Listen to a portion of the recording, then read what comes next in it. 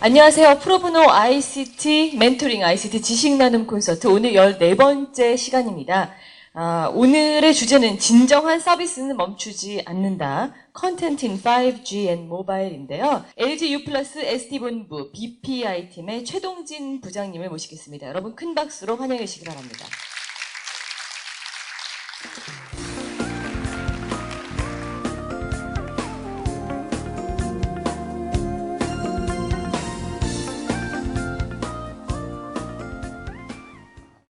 안녕하십니까. LG U+의 최동진 부장입니다. 만나서 반갑습니다. 저는 여러분들한테 두 가지를 드릴게요. 첫째는 프로젝트의 기본 지식을 좀 전해드리고요. 두 번째는 제가 사회생활했던 경험을 소개해드리겠습니다. 프로젝트가 뭐냐? 쉽게 말하면 일이에요, 일. 회사 생활하는 게 일하는 거잖아요? 프로젝트를 통해서 일을 합니다. 프로젝트는 어떤 제품을 만들거나 서비스를 개발하거나 그렇게 해서 하는 일련에 수행되는 노력을 프로젝트라고 합니다. 정의는 그렇게 되고요. 프로젝트 특징을 살펴보면 한 3가지 정도 됩니다. 프로젝트는 시작과 끝이 있어요. 그래서 한없이 가는 게 아니라 예를 들어 3개월짜리 프로젝트, 6개월짜리 프로젝트 어떤 시작 끝이 있다. 그래서 템포러리성이다 라는 게 특징이 있고요. 그 다음에 프로젝트가 끝나면 그걸 진행했던 팀이나 조직은 보통은 해체돼서 없어집니다. 그 다음에 어떤 산출물을 항상 만들어냅니다. 결과물을. 그래서 유니크한 세상에 없던 제품을 만들거나 세상에 없던 서비스를 만들거나 이런 유닉 프로덕트를 만들어내는 특징이 있습니다. 그 다음에 계속적인 진보가 일어나요. 조금 더 개발했던 걸 좋아지고 계속. 그래서 순차적으로, 단계적으로 일들이 일어나는 게 프로젝트의 특징이 되겠습니다. 이런 3가지 특징 정도가 있다는 것을 알아두시고요. 사람도 늙으면 죽을 때까지 이렇게 있잖아요. 일생의 주기가 있듯이 프로젝트도 라이프 사이클이라는 생명 주기를 갖고 움직입니다. 처음에는 프로젝트를 착수하는 단계를 해요. 보통은 킥오프라고 하는데 킥오프 들어보셨어요? 관련자들이 다 모여서 프로젝트의 전반적인 개요랑 누가 인벌브되고 어떤 미션을 가지고 하는지에 대한 착수를 처음에 하고요.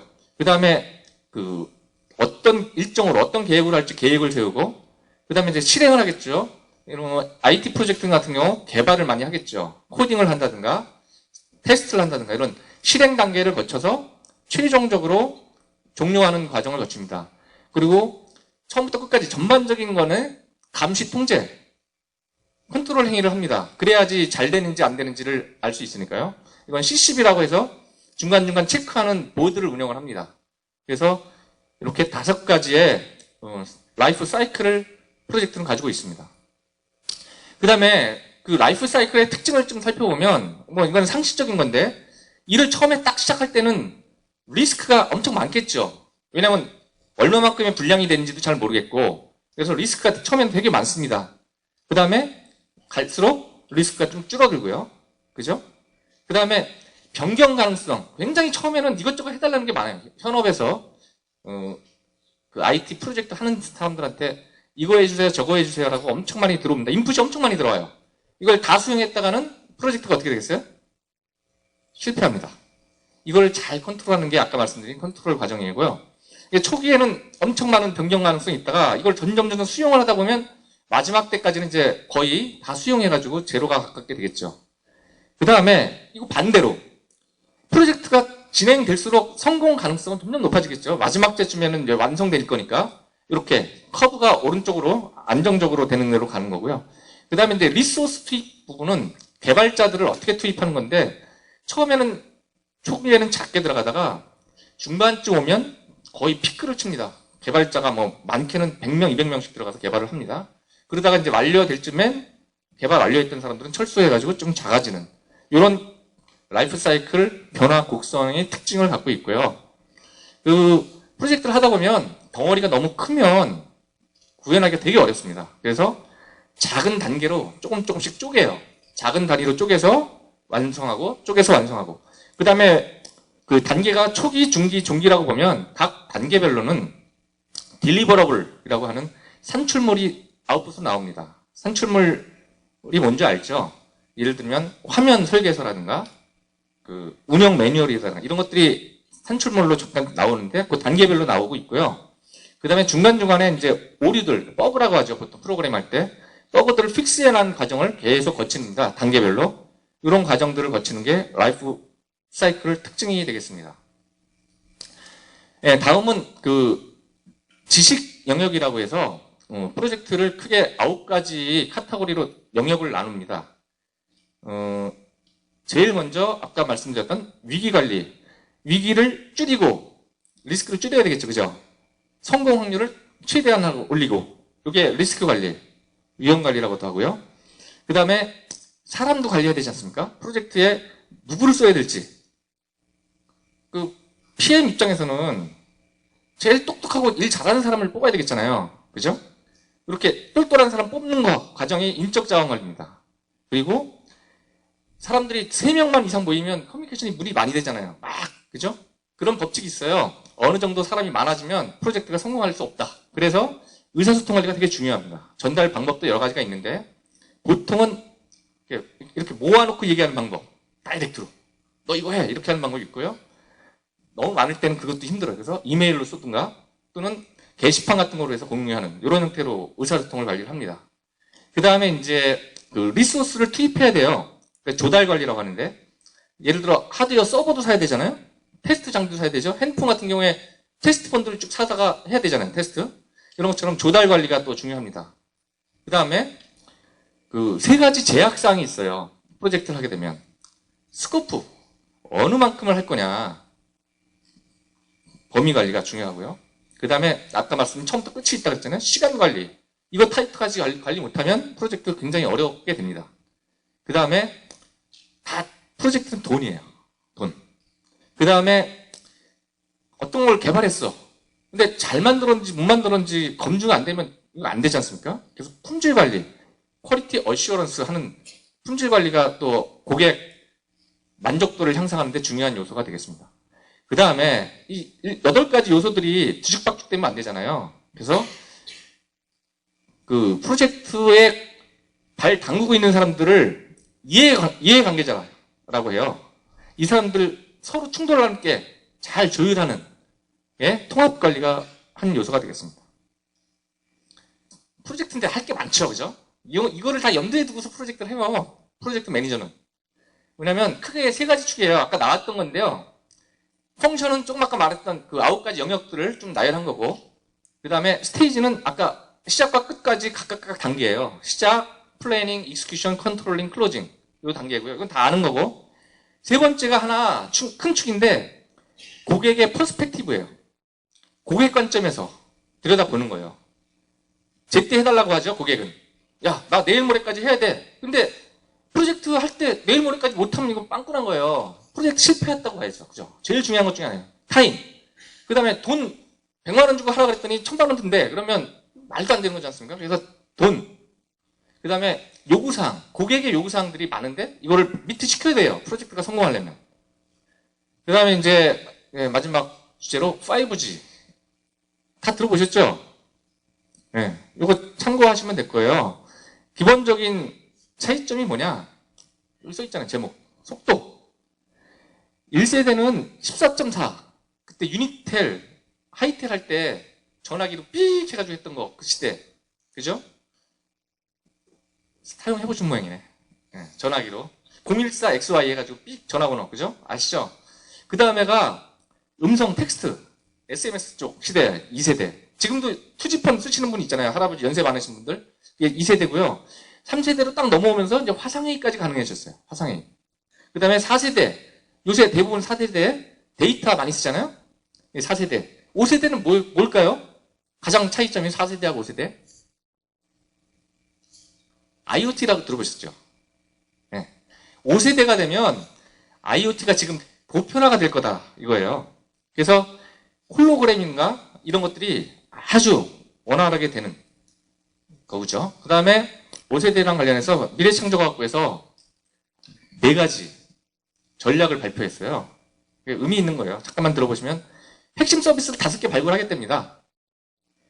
SNS 서비스, 입체 영상, 지능, 초고속, 홀로그램 이런 쪽을 5개 카테고리 잡아서 추진하겠다고 하고요. 그 다음에 요새 우리 회사도 그렇지만 표준화하려고 굉장히 노력합니다. 왜냐하면 표준화를 하게 되면 5G 할 때 선점할 수가 있어요. 기술을 리딩할 수가 있습니다. 핸드폰을 만들든 뭐 하든 서비스를 내든 리딩하기 위해서 많이 글로벌화 하자라는 전략이고요. 그 다음에 특허 중요합니다. 제가 작년에 특허 하나 출원했고요. 올해 2건 진행 중이거든요. 특허는 좀 머리 쓰면 돼요. 별거 없습니다. 특허를 해가지고 이기자. 국제 1위 하겠다는 거예요. 야무진 꿈이죠. 마지막으로는 대기업만 잘 사는 게 아니라 그 기술이라는 게 그 같이 협력 회사, 그러니까 소위 말하면 중소기업하고 같이 하는 게 되게 많습니다. 5G 갈 때면 더 그럴 거예요. 4G도 그렇고 같이 크자. 이게 전략이에요. 그래서 4가지 전략을 제시를 했고요. 그 다음에 4G는 많이 아시죠? 4G 기술이 몇 개 있어요. 뭐 다 들어보셨을 건데 OFDM, 예? 직교 주파수 이런 기술이 있어요. 이게 주파수가 막 있는데 이것들을 쫙 합쳐가지고 효율성을 높이자 이런 기술이고요. 미모, 안테나를 마찬가지로 효율적으로 쓰자. 그리고 SDR, 서버 같은 것들을 소프트웨어적으로 처리하자. 그러니까 보편적인 서버를 쓰면 돈이 절약되거든요. 어떤 서버를 구축할 때 특정 서버를 쓸 경우 걔네들이 부르는 대로 쓸 수밖에 없잖아요. 그죠? 근데 일반 서버를 쓸 수가 있다면 굉장히 돈을 절약할 수 있거든요. 투자하는 입장에서. 그게 4G 주요 기술 중에 하나고요. 그 다음에 안테나를 똘똘하게. 전파 잘 안 잡히잖아요. 이 동네는 잘 잡히는데 저 동네 안 잡히면 안테나를 그쪽으로 쫙 돌리는 거예요. 스마트하게. 이게 4G의 기술이에요. 상식적으로 알 수 있는 기술을 좀 어렵게 전문용어로 써가지고 했고요. 5G로 가면 조금 더 상식적인 건데 조금 더 어려워, 말이. 그리고 작지. 잘 안 보이잖아요. 그죠? 이거를 간단하게 설명드리면 로컬 노드 기술이라고 셀이라고 하면 여러분들 집안에 요새는 없지만 집안에 그 기지국이 집안에 있다는 거 생각해봤어요? 그러면 기지국 큰 데로 가서 전파가 안 나가도 통화가 되잖아요. 이런 기술을 하겠다는 게 로컬 노드, 지역 노드예요. 로컬 에어 노드라고 5G가 되면 그게 보편하게 되게끔 하겠다라는 기술이고요. 그 다음에 다중 안테나, 멀티 안테나. 이게 노드는 하나의 셀이잖아요? 셀이죠. 기지국까지 가려면 안테나를 통해서 가야 돼요. 전파니까. 그러니까 앞에 거는 셀을 똘똘하게 만들자는 거고 이번에는 안테나를 똘똘하게 만들면 좋지 않겠냐라는 거예요. 이게 상식적으로 생각할 수 있는 기술들이야. 이게 괜히 어렵게 써서 5G 이렇게 되는데 여러분들이 생각할 수 있는 상식적인 기술을 이렇게 적어놨고요. 이게 다중 안테나 기술이라고 합니다. 그 다음에 인터페이스 기술이야. 다중 인터페이스. 셀하고 안테나가 막 복잡하게 엮여 있을 거 아니야. 조만조만하게.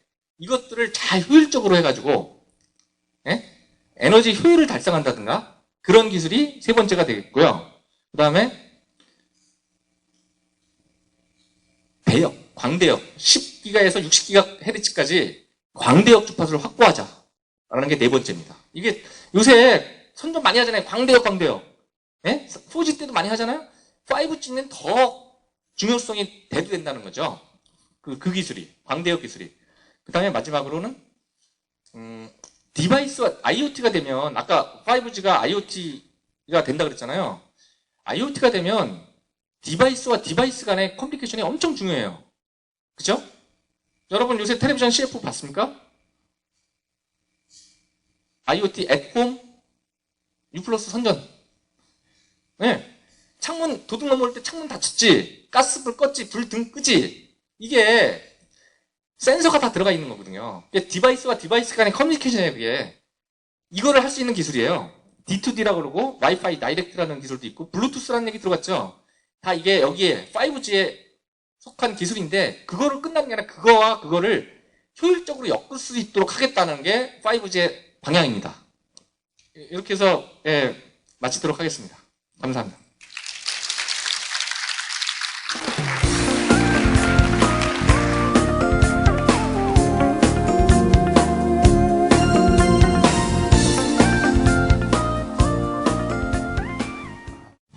예, 안녕하세요. 방금 소개받은 삼성전자 김경동 과장입니다. 삼성페이는 어떻게 만들어졌는가? 그 다음에 그렇게 만들어진 삼성페이는 어떤 모습인가? 삼성페이, 정말 페이가 요즘 핫합니다. 예, 여러분도 아시겠지만 애플, 구글, 비자, 마스터, 페이팔 크게 나누면 제가 좀 이걸 페이를 좀 나눠봤습니다. 잠깐 조금 어려운 얘기긴 하지만 하드웨어가 있는 사업자와 하드웨어가 없는 사업자, 따라서 제조나 어떤 플라스틱 카드를 가진 사업자, 그래서 페이팔, 구글, 비자, 마스터 영역이 있었고, 그 다음에 하드웨어가 없는 페이팔과 스퀘어 이렇게 나눌 수 있습니다. 사업자로는. 두 번째로는 온라인의 사업자가 오프라인으로 가는 형태고요. 또는 오프라인의 사업자가 온라인으로. 이렇게 영역 파괴가 일어나는 이유는 여러분도 아시겠지만 사업적으로 여러 경쟁 체계가 일어나다 보니까 본인들이 속해 있는 기업의 상황이 어렵고, 따라서 그 이상의 사업 영역으로 진출을 해야만 또 다른 수익을 만들어낼 수 있는 겁니다. 따라서 여러 사업으로 진출을 할 수뿐이 없기 때문에 이렇게 영역을 파괴하면서 이제 페이라는 서비스를 또 관심을 가지고 준비를 하고 있는 거죠. 대표적으로 최근에 이제 1년 정도 됐는데요. 삼성페이가 나오기 전에 이제 애플페이가 먼저 나왔습니다. 애플페이는 왜 그러면 페이에 관심을 가졌을까? 사실 돈 장사라는 것이 누구에게나 관심을 가질 수뿐이 없습니다. 이 돈을 가진 사람이 파워를 가질 수뿐이 없는 거죠. 자본주의 사회에서는. 그래서 이 돈의 채널을 갖는 것이 어느 기업에든 다 관심이 있는 것입니다. 그래서 애플은 컨텐츠 기업이기도 하고 제조 기업이기도 하지만 이 페이에, 커머스의 중심이 될 수 있는 페이에 집중을 하게 된 것이고요. 그 다음에 그걸 통해서 소비자에게 어떤 것을 제공할 수 있느냐?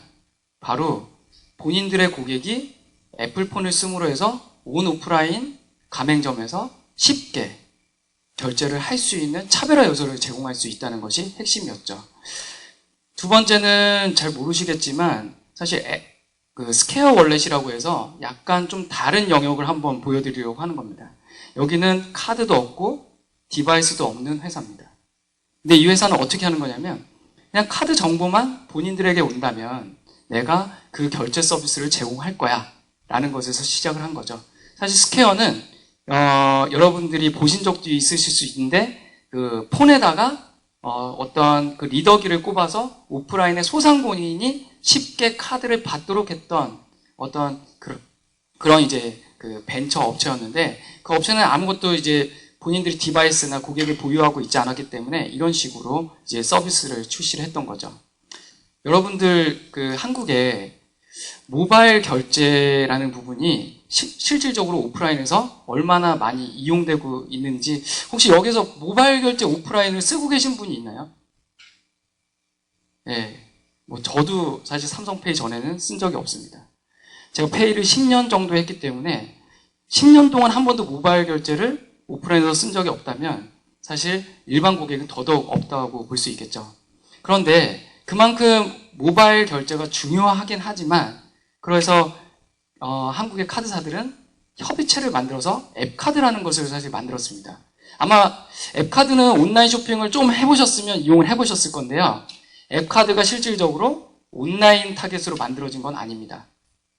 원래는 오프라인을 위해서 바코드나 NFC를 이용한 오프라인 결제를 제공하기 위해서 만들었던 거죠.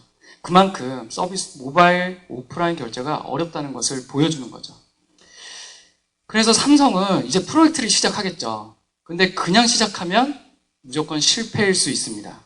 저걸 알아야 이길 수 있는 것처럼 시장을 알아야 서비스에서 성공을 할 수 있겠죠. 삼성페이가 정말 2달뿐이 안 됐는데 가입자 100만에 1000억을 거래액을 지금 달성하고 있습니다.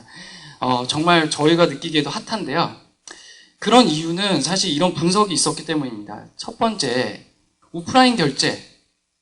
사실 내가 어디가 이 결제가 되는지 찾아서 써야 된다면 쓸까요?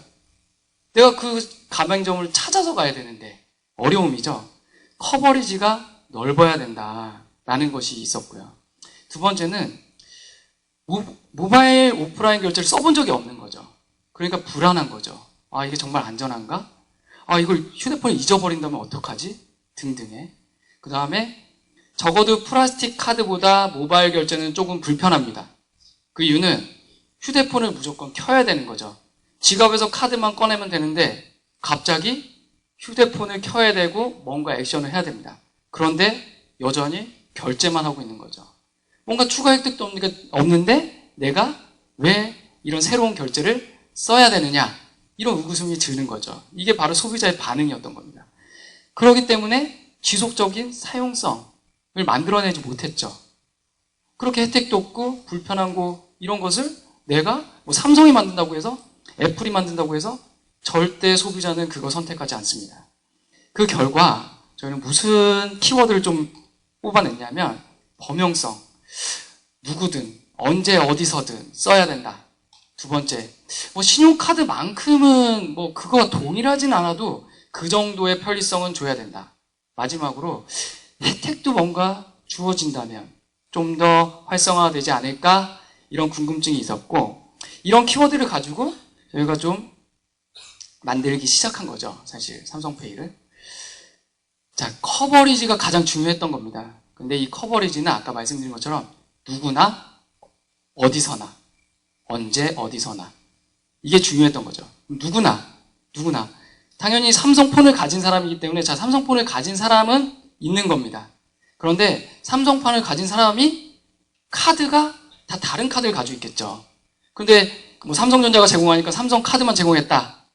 그러면 나머지 카드 고객은 삼성전자가 버린 건가요? 그렇지 않다는 거죠. 저희는 그래서 지금 현재 하나카드를 제외한 전카드의 서비스를 제공합니다. 추가적으로 약간 도전을 해본 건데 현금 인출까지도 해봤습니다. 예, 우리은행에서는 삼성페이로 현금 인출이 됩니다. 정말 마술같이 됩니다. ATM에다가 어떤 입력하지 않고 그 다음에 삼성폰에서 입력을 모든 걸 마칩니다. 그 다음에 갖다 대면 돈을 세기 시작합니다. 예, 마술처럼 정말 ATM에서 인출이 되고요. 그 다음에 어디서나죠. 어디서나. 아, 내가 정말 찾아갈 거냐? 아, 내가 맨날 가는 빵집만 제공되느냐? 아니라는 거죠. 지금 여기서 보고 계신, 뭐 잘 보이지 않으실 수도 있는데 저기만 되는 것은 아닙니다. 저 브랜드를 저희가 발로 뛰어다닌 곳이지, 저기가 아닌 정말로 몇몇 브랜드를 제외한 정 가맹점에서 삼성페이는 이미 사용되고 있습니다.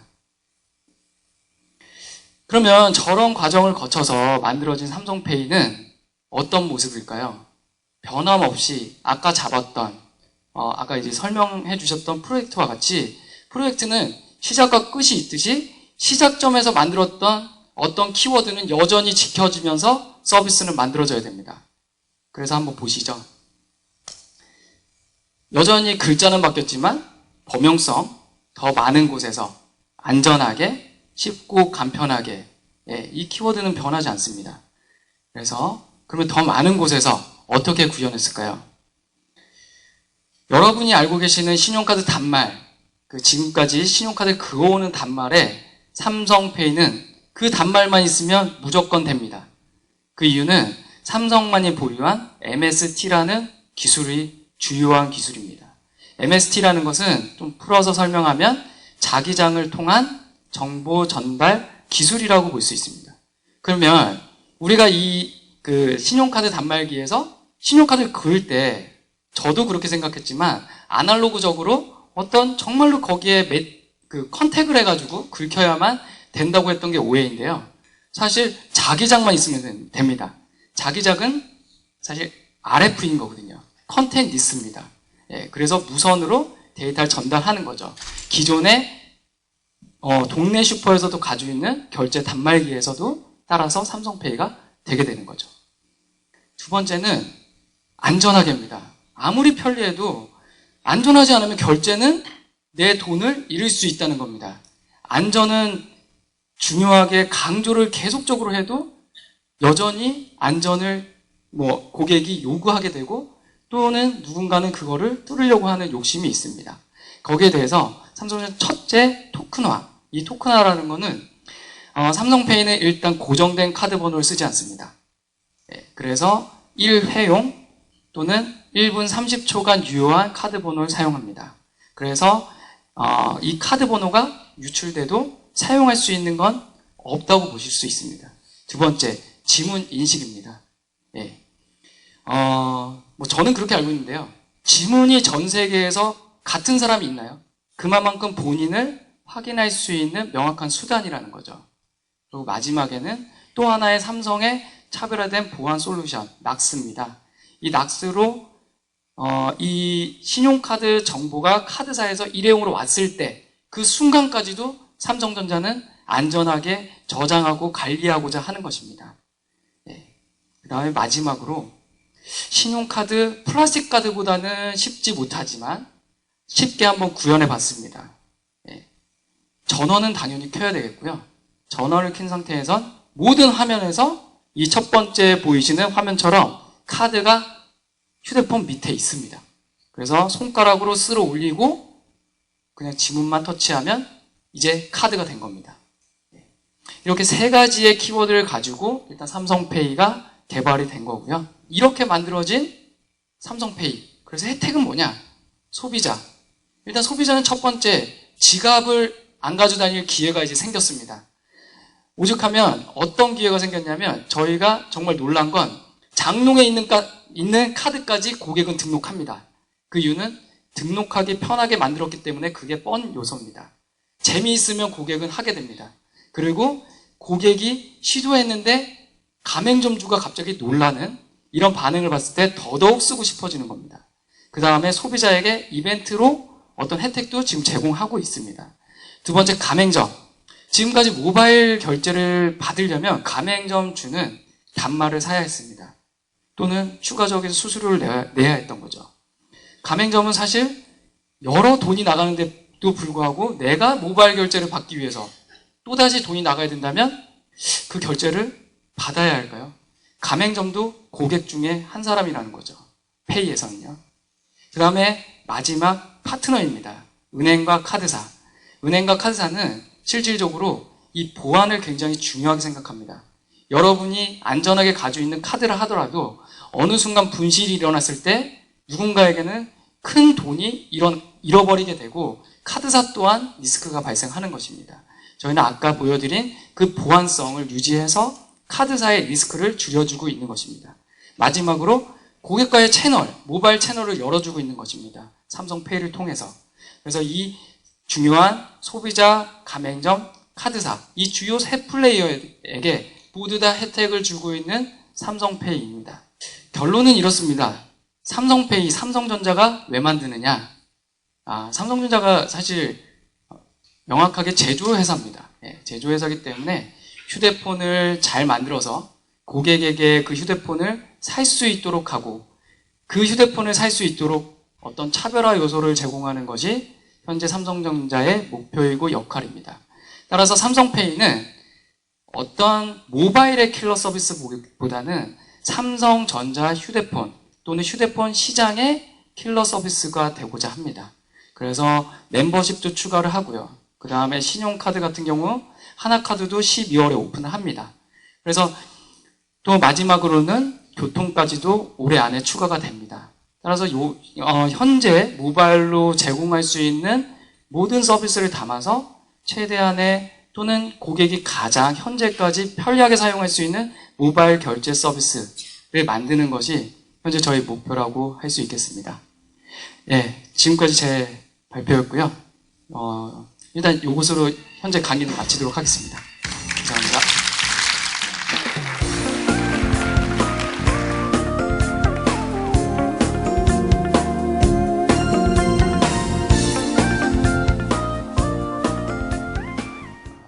방금 소개받은 전자품연구원의 윤명현입니다. 제가 잡은 주제는 상상을 현실로 만드는 스마트홈 IoT 기술이라는 제목으로 한번 말씀드려 볼까 합니다. 여기에 말씀드릴 내용은 우선 ICT 기술이 그동안 진화해왔고 변화해왔던 그런 과정들, 그 과정에서 디바이스들이 어떻게 진화해왔는지, 또 현재 이런 디바이스들을 가지고 스마트홈이나 IoT 사업을 하고 있는 국내외 유수 업체들은 어떤 식으로 사업을 하고 있는지 하는 사례를 말씀드리고, 그 다음에 마지막으로 저희 전자부품연구원에서 하고 있는 IoT 플랫폼 기술에 관해서 조금 소개하는 그런 형태로 말씀을 드릴까 합니다. 이 그림은 1965년도 한 50년이나 된 건데요. 당시 이제 만화가이신 이정문 화백께서 2000년대에는 우리 생활이 어떻게 변할까 하는 글을 상상하면서 그렸던 그림이고요. 이게 이제 화제가 되면서 얼마 전에 뉴스에도 소개가 됐더라고요. 당시에 이제 이분이 미래를 상상했던 오늘날을 상상하면서 얘기했던 것들이 뭐 무빙 워크랄지 화상통화랄지 뭐 DMB TV나 이런 것들을 전기자동차나 이런 것들을 상상으로 이제 만화로 그렸었는데, 이게 지금 와서 보면 거의 대부분의 것들이 현실화 됐더라고요. 결국 건강하게 또 꿈을 갖고 이렇게 살아가야 되는데, 그거를 실현시켜 줄 수 있는 기술이 바로 오늘 제가 말씀드리고자 하는 ICT 기술이다. 이렇게 과학기술, 특히 ICT 기술이 발전해 오면서 그동안 우리 생활의 환경을 크게 두 가지 측면에서 말씀드릴 수가 있을 것 같아요. 먼저 첫 번째는 디바이스들의 진화입니다. PC가 발명이 되면서 그동안 메인프레임으로만 쓰던 컴퓨터를 누구나 집에서 책상 앞에서 쓸 수 있게 만든 데스크탑 PC. 그 다음으로 이제 좀 말할 수 있는 게 스마트폰의 혁명입니다. 현재 그 스마트폰이라는 간단한 휴대기기 안에 과거 데스크탑 PC에서 하던 일들을 거의 대부분을 구현할 수 있는, 그래서 언제 어디서나 무엇이든 간에 우리가 원하는 것을 할 수 있는 그런 세상 속에 살고 있다고 생각이 들고요. 이게 이제 점점 더 진화돼서 앞으로는 이제 웨어러블 형태의 기기들, 그런 것들이 이미 시장에 나와 있죠. 그런 것들이 점점 이제 발전을 하고, 그게 더 나아가서 우리 주변의 모든 사물들이 예를 들어 뭐 책상이나 의자 같은 사물들까지도 컴퓨팅 기능이나 네트워크 기능이 들어가서 인간과 사물과 공간이 서로 전부 연결이 되는 그런 궁극적인 IoE 세상이 오지 않을까 하는 생각이 들고요. 시장의 상황을 한번 보기 위해서 몇 가지 전시회에 출범됐던 제품들을 말씀드리려고 하는데, 이파라고 하는 그 독일 베를린에서 매년 9월달에 하는 전시회가 있습니다. 전 세계 가전사들이 주로 참여하는 그런 전시회인데, 여기에서 삼성전자하고 LG전자가 IoT 센서, 굉장히 흥미로운 센서 두 가지를 주품했는데요. 삼성 같은 경우는 이제 슬립 센서라고 하는 IoT 센서입니다. 이건 이제 그 사용자가 이렇게 자면서 몸에 어떤 부착하는 형태가 아니라 침대 옆에 이렇게 두기만 하면 그 사용자의 어떤 뭐 수면 상태 또는 뭐 자고 있는지 깨 있는지 이런 상태, 그런 것들을 이렇게 모니터링해서 뭐 건강도 모니터링하고 사용자의, 또 예를 들어 잠이 들면 뭐 에어컨의 온도를 몇 도 올려라 뭐 이런 식으로 기기 제어도 하고 하는 그런 용도로 이런 센서를 쓸 수 있을 것 같고요. LG에서 발표한 스마트 싱큐라는 굉장히 작은 이렇게 둥근 기기인데, 이거는 일반 기기를 스마트 기기로 스마트 가전으로 바꿔줄 수 있다고 합니다. 그래서 뭐 냉장고 문이 열렸는지 또는 켜져 있는지 뭐 그런 것도 센싱할 수 있고, 외부에서 스마트폰으로 또 그 스마트 가전이 아닌 에어컨이나 로봇 청소기를 껐다 켰다 할 수 있게 하는 그런 기능을 앞으로 늘린다 하고, 아직 뭐 제품 출시는 안 했는데 내년쯤엔 출시할 거라고 합니다. 그리고 코엑스에서 IoT 전시회가 있었는데요.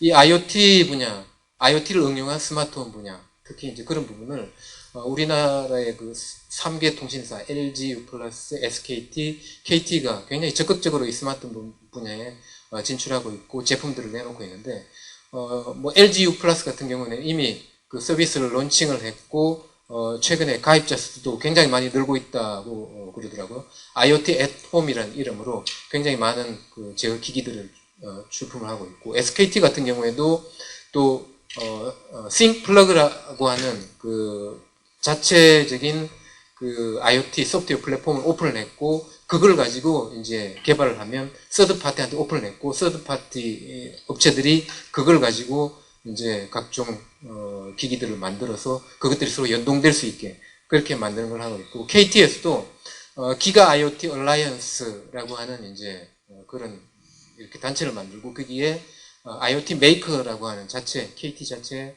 그 플랫폼을 오픈했습니다. 그래서 여기서도 앞으로 스마트홈 쪽에 굉장히 많은 준비를 하고 있고요. 해외 사례를 한번 말씀드리면, 애플에서 또 이 스마트홈 분야에 적극적으로 나서고 있고, 홈킷이라는 플랫폼을 작년도 개발자회의에서 발표를 했습니다.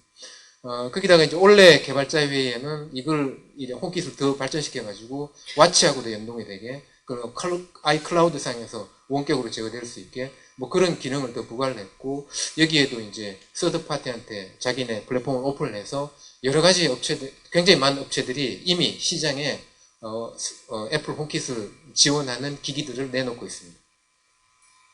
그 다음에 구글 같은 경우에는 이 IoT 분야에서 작년 1월 달에 네스트라는 회사를 32억 불에 인수를 했습니다. 이 회사 나온 제품은 단 2가지밖에 없었습니다. 그 중에 하나가 이제 여기 그림에 보이는 온도 제어기인데, 이것 자체로 어떤 뭐 의미가 있어 32억 불이나 주고 이제 구글이 인수했다기보다는, 이 업체가 그동안 3년 동안 거의 뭐 IoT 분야에 굉장한 많은 특허를 이미 확보를 했고 보유하고 있고, 그걸 기반으로 이 구글도 앞으로 이 IoT 스마트홈 분야에 적극적으로 이렇게 진출하려고 생각을 하고 있고, 그 다음에 아마존이라는 업체를 한번 눈여겨볼 필요가 있는 것 같은데, 아마존은 유통사입니다. 온라인 유통사인데, 이 업체에서 그 IT 기기 쪽에 굉장히 많은 투자를 하고 있고, 특히 이제 랩 126이라는 회사를 설립을 해서 그 회사에서 개발을 하고 있는데, 물론 이제 뭐 파이어 TV, 파이어 폰 이런 거에 성공적이지는 못했는데, 여기 이제 그림에 보는 것과 같이 그 아마존 대시 버튼 뭐 이런 게 있습니다. 대시라는 거는 집에 이제 하나씩 비춰뒀다가 물건이 떨어지면 그 물건은 바코드 스캐너인데, 바코드 스캔하면 자동적으로 주문이 되는, 예를 들어 대시 버튼 같은 경우에는 여기 세탁기 앞에 이렇게 붙여놓은 건데, 그 세제죠, 타이드. 이 버튼을, 세제가 다 떨어지면 버튼을 누르면 세제가 자동적으로 주문이 되게, 아마존에서 이렇게 그냥 집 안까지 깊숙이 침투해서 한번 유통시장에 어떤 뭐 혁신을 노리는 그런 전략으로 나가고 있고요. 그 다음에 아직 제품 발표를 안 했는데, 주방용 컴퓨터 카비넷이라는 것을 현재 개발 중이라고 합니다. 그 다음에 중국 업체들의 약진을 좀 눈여겨볼 필요가 있고요. 특히 이제 샤오미 같은 경우에는 스마트홈 킷을 발표를 했고, 이 킷을 통해서 예를 들어 창문이 열리면은 공기청정기가 돌아가게 한다든지 이런 식으로 이제 제어를 하고 있고, 또 여기에서 메이디라는 중국 업체하고 같이 에어컨을 이제 제품 출시를 했는데, 미밴드하고 같이 연동이 돼서 뭐 사람이 잠이 들면 에어컨이 꺼지게 한다든지 뭐 그렇게 제어하는 기술들을 발표를 했습니다. 끝으로 이제 IoT, 저희 연구소에서 이제 하고 있는 IoT 플랫폼에 대해서 좀 말씀드리고자 하는데, 사실 이제 IoT라고 하면 굉장히 다양한 분야에 다양한 형태로, 다양한 서비스로 이제 이제 서비스가 구현이 될 수가 있는데, 뭐 가장 단순하게 생각하면 여기 그림에 보는 바와 같이 핸드폰으로 어떤 센서에 어떤 정보를 취득을 하고, 또 그 정보를 바탕으로 뭔가를 제어하고 하는 뭐 그런 기능을 수행하는 겁니다. 근데 그 사이에 이제 그것 자체를 언제 어디서나 할 수 있게 하기 위해서 그 중간에 뭐 이렇게 게이트웨이, 허브 또는 서버나 클라우드를 통해서 이렇게 연결이 될 수 있도록 하고 있고, 이 연결성을 보장하기 위해서 현재 굉장히 많은 표준들, 기술들이 현재 시장에 나와 있고, 실로 이 기술들이 뭐 시장에서 뭐 거의 전쟁 중이다 할 만큼 각축을 하고 있는 상태입니다. 현재 IoT의 에코시스템은 좀 수직적이다. 그러니까 어떤 특정 목적을 위해서 내가 IoT를 하나 개발하겠다 하면 그 목적에 맞는 디바이스, 그 목적에 맞는 어떤 통신 방식, 그 목적을 위한 어떤 뭐 어플리케이션을 통해서 이제 제품 개발을 하고 있고, 그것과 다른 것과는 서로 연결이 안 되는 그런 문제가 있습니다. 예를 들어서 애플 워치인데 애플 워치는 어떤 기능이 있냐면 사람의 이제 사용자의 행동을 모니터링 하다가 너무 움직임이 없으면 좀 일어나서 운동을 하라 하는 그런 이제 메시지를 주는 그런 기능이 있는데 예를 들어 이렇게 꽉 막힌 도로상에서 내가 운전을 하고 있는데 운전을 하고 있는 걸 모른다는 거죠. 그러니까 이 애플 워치는 또 심지어 애플에는 오토매틱이라고 하는 자동차의 그 상태를 모니터링하는 기기도 있습니다. IoT 기기도 있는데 그거를 설치된 자동차에서도 이건 그런 식으로 작동이 되지 않는다는 거죠. 이런 문제를 이제 사일로 문제라고 하는데 이렇게 칸막이를 쳤다는 얘기죠. 칸막이를 쳐서 그 칸막이 사이에 연결이 안 된다는 뜻인데 이런 문제를 해결하기 위해서 이제 서비스단에서 임시적으로 이렇게 해결할 그런 방법들이 몇 가지가 있습니다. 예를 들면 iftt라고 하는 그 미국의 사이트가 있는데 iftt는 그 if this then that의 약자입니다. 그러니까 우리가 그 전산 그 컴퓨터 프로그래밍을 할 때 if문을 쓰죠.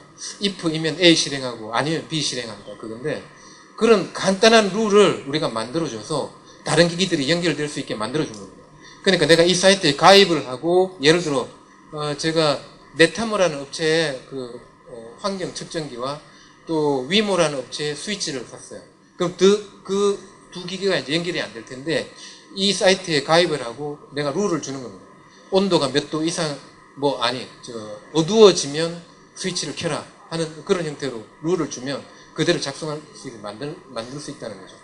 또는 이제 로지텍에서 나온 하모니라는 허브가 있는데 이 이제 게이트웨이는 하나를 사면 현재 전 세계에 나와 있는 7,000여 개사에 한 25만 개의 기기들이 지원된다고 합니다. 그러니까 이걸 가지고 그 기기들을 서로 연결시켜 있도록 만들어주는 그런 역할을 하는 거죠. 궁극적으로는 이제 표준을 단일화할 필요성이 있는데 그걸 위해서 저희 전자품연구원에서 IoT 관련된 플랫폼, 소프트웨어 플랫폼 연구를 하고 있고요. 이거는 이제 국가과제로 연구를 했고 국내 산업 발전을 위해서 그 연구 결과물을 소스까지 다 오픈을 했습니다. 저희들이 크게 이제 소프트웨어 측면에서 보면 N큐브하고 모비우스라는 두 가지 이름으로 이제 소프트웨어가 있는데 모비우스는 서버 쪽 소프트웨어고 N큐브는 단말 쪽의 소프트웨어입니다. 이걸 다 오픈을 했고 이 모비우스 IoT 플랫폼의 의미는 원 M2M이라는 국제적으로 글로벌한 IoT 분야의 표준이 있는데 그 표준을 지원하는 세계 최초의 오픈소스 플랫폼이라는 데 의미가 있고 그게 표준을 만드는데 저희가 이 개발하면서 한 25종 정도의 표준도 이미 반영을 시켰습니다. 네, 이상 발표를 마치겠습니다. 네. 네, 오늘 함께한 진정한 서비스는 멈추지 않는다. 컨텐츠 인 5G and 모바일 함께 해봤습니다. 진정한 서비스 언제나 그 가치를 빛나게 하는구나라는 것을 다시 한번 느낄 수 있는 시간이었는데요. 좋은 서비스는 시스템과 유연함에 기반하고 있다고 합니다. 다수의 사람들에게 편안하게 느껴질 수 있는 유연한 시스템이 바로 가장 진정한 의미에서의 서비스라는 이야기죠. 오늘 풀어보는 ICT 지식나눔 콘서트 함께 보신 이 이야기는요. 다시 한번 강연 IT 전문 채널 YTN 사이언스를 통해서 보실 수 있습니다. 함께해 주신 여러분 대단히 고맙습니다.